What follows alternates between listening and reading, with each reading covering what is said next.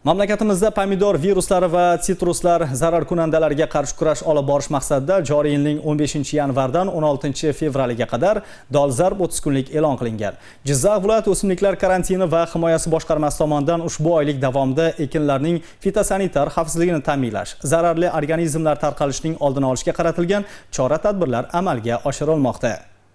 Issiqxonachilik driver tarmoqlardan biriga aylanib borayotgan Sharof Rashidov tumanida ayni paytda 30 gektardan ziyod yer maydonida issiqxonalar faoliyati tashkil qilingan. Jizzax viloyat o'simliklar karantini va himoyasi boshqarmasi tomonidan ushbu hududdagi pomidor yetishtirib kelayotgan issiqxonalar faoliyati to'liq o'rganib chiqilmoqda. O'rganishlar zararli organizmlarga qarshi kurashish bo'yicha chora-tadbirlar rejasi asosida tashkil etilib, tadbirning mazmun-mohiyati keng jamoatchilikka yetkazilyapti.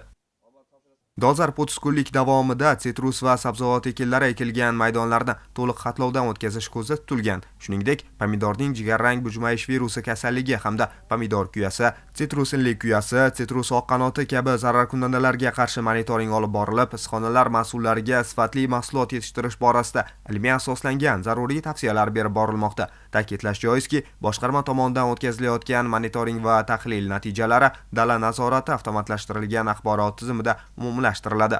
Maqsadimiz ana shu tadbirkor yetishtirayotgan mahsulotni sifatini oshirish, ekologik toza mahsulot yetishtirish, ichki va tashqi bozorlarga yo'naltirish. Fitosanitar laboratoriyamiz mavjud. Har bir issiqxonada mahsulot ichki va tashqi bozorga tayyor bo'lgan vaqtida inspektorlar tomonidan laboratoriyaga namunalar olib boradi. Laboratoriyada uni to'liq o'rganadi, undan tarkibidagi kasalliklar, zararli organizmlarni o'rganib, fitosanitar xulosa beradi. O'sha fitosanitar xulosamiz 90 kunga amal qiladi. 90 kun davomida ichki bozor bilan tashqi bozorga chiqarilishi imkoniyati yaratiladi.